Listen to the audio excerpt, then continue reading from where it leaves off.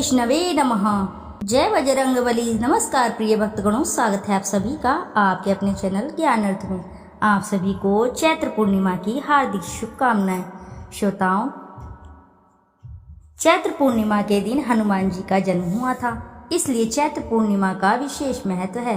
धार्मिक मान्यता है कि इस दिन भगवान श्री हनुमान जी प्रभु श्री राम के सहयोग के लिए धरती पर जन्मे थे।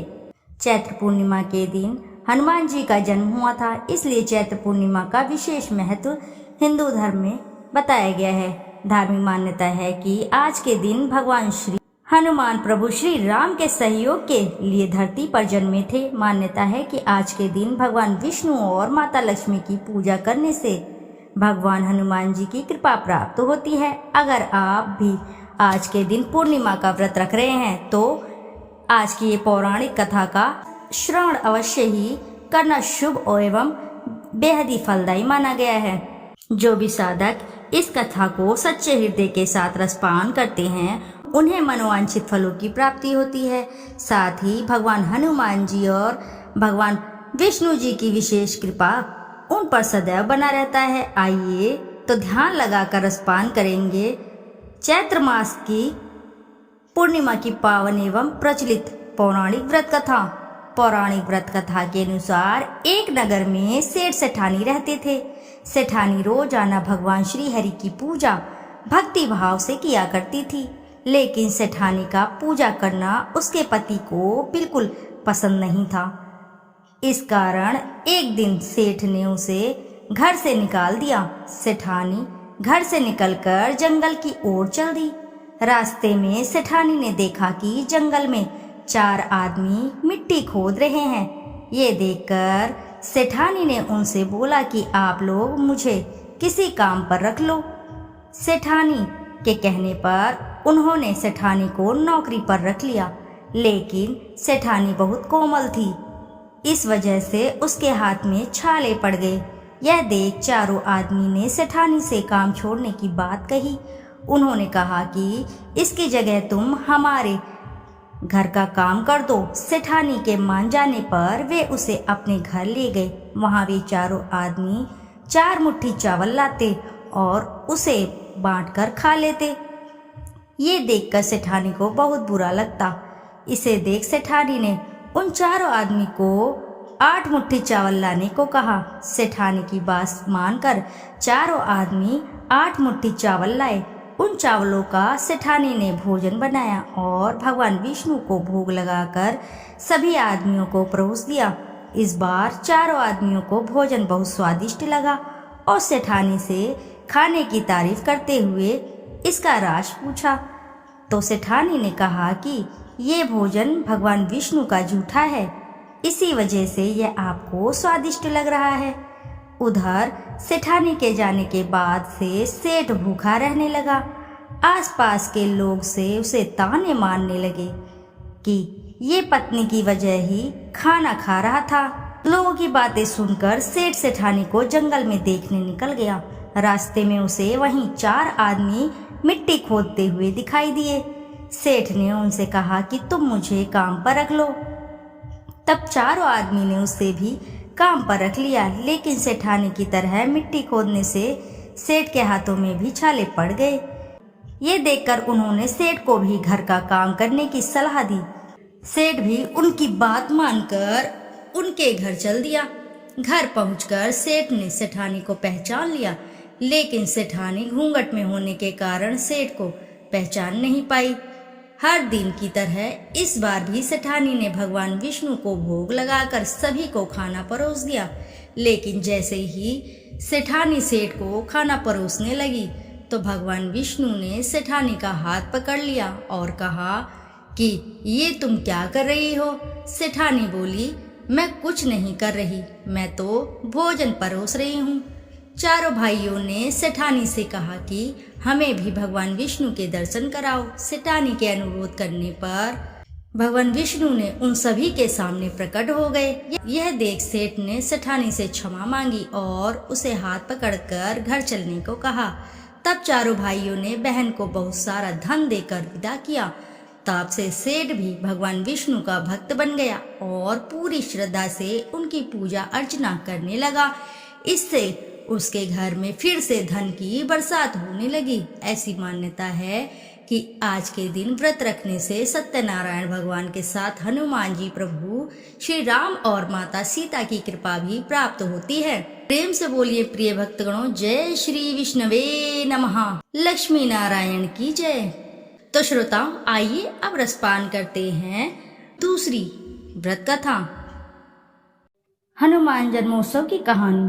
श्री हनुमान जी ने चैत्र शुक्ल पूर्णिमा के दिन माता अंजना के गर्भ से जन्म लिया था। अतः चैत्र पूर्णिमा के दिन हनुमान जयंती मनाई जाती है। वनराज केसरी और अंजना ने भगवान शिव की घोर तपस्या की थी। उनकी तपस्या से प्रसन्न होकर भगवान शिव जी ने उन्हें वरदान दिया था कि वह अंजना के कोख से जन्म लेंगे। इसी कारण हनुमान जी को भगवान शिव जी का 11वां रुद्र अवतार कहा जाता है। महावीर हनुमान प्रभु श्री राम के अनन्य भक्त हैं। हनुमान जी ने वानर जाति में जन्म लिया। उनकी माता का नाम अंजना यानी अंजनी और उनके पिता का वानर राज केसरी है। इसी कारण इन्हें आंजनाएं और केसरी नंदन नामों से भी पुकारा जाता है। वहीं दूसरी ओर मान्यता के अनुसार हनुमान जी के जन्म के पीछे पवन देव का भी योगदान था। एक बार अयोध्या में राजा दशरथ अपनी पत्नियों के साथ पुत्रेष्टि हवन कर रहे थे। यह हवन पुत्र प्राप्ति के लिए किया जा रहा था। हवन समाप्ति के बाद गुरुदेव ने प्रसाद की खीर तीनों रानियों में थोड़ी थोड़ी बांट दी। खीर का एक भाग कौवा अपने साथ एक जगह ले गया जहां अंजनी मां तपस्या कर रही थी। यह सब भगवान शिव और वायुदेव इच्छा के अनुसार हो रहा था। तपस्या करती अंजना के हाथ में जब खीर आई तो उन्होंने उसे शिव जी का प्रसाद समझकर ग्रहण कर लिया। इसी प्रसाद की वजह से हनुमान का जन्म हुआ। तो आइए अब श्रवण करते हैं हनुमान जी की कहानी। सूर्य के वर से सुवर्ण के बने हुए सुमेरु में केसरी का राज्य था। उसकी अति सुंदरी अंजना नामक स्त्री थी। एक बार अंजना ने शुचि स्नान करके सुंदर वस्त्र आभूषण धारण किए।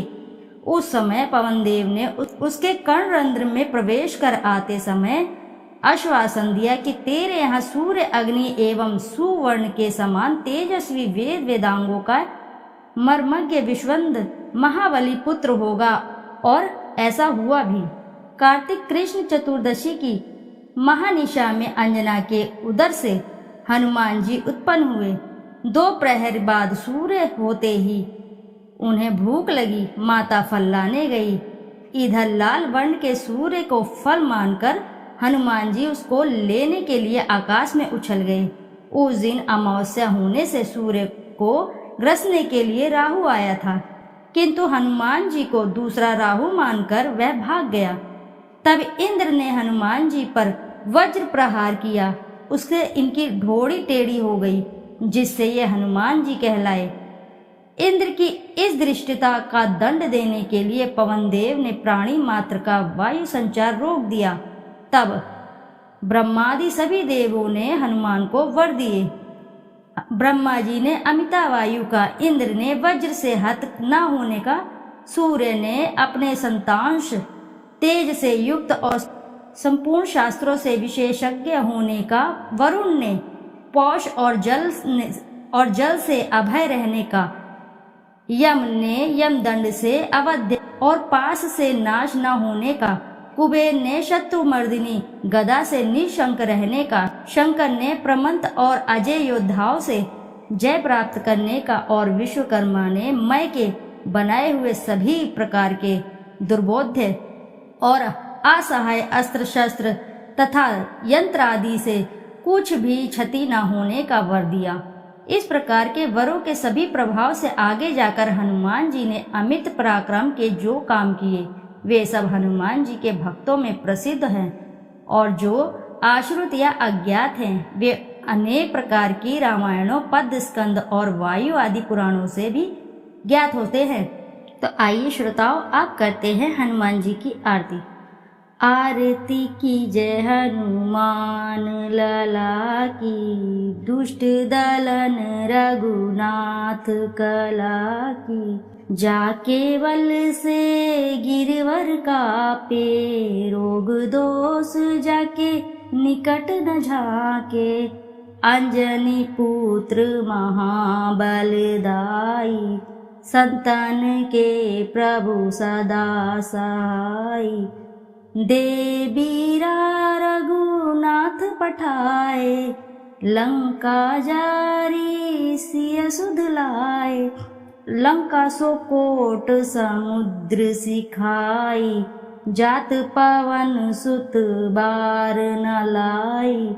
लंका जारी असुर संहारे, सिया राम जी के काज सवारे।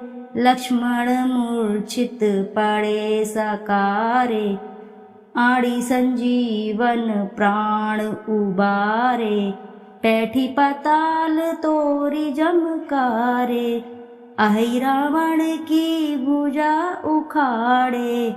बाए भुजा असुर दल मारे, दाहिने भुजा संत जन तारे। सुर नर मुनि जन आरती तारे, जय जय जय हनुमान उचारे। कंचन थार कपूर लो छाई, आरती करत अंजना माई। लंक विध्वंस किन्हा रघुवर राई, तुलसीदास प्रभु कीर्ति गाई। जो हनुमान जी की आरती गावे, बसी बैकुंठ पर मद पावे। आरती की जय हनुमान लला की, दुष्ट दलन रघुनाथ कला की। तो बोलो भक्तों, जय बजरंग बली की जय। तो दोस्तों, कथा अगर आपको अच्छी लगी है तो वीडियो जरूर लाइक करें और साथ ही चैनल को सब्सक्राइब करें। फिर मिलते हैं आपसे ऐसी किसी कथा कहानी में। जब तक के लिए नमस्कार।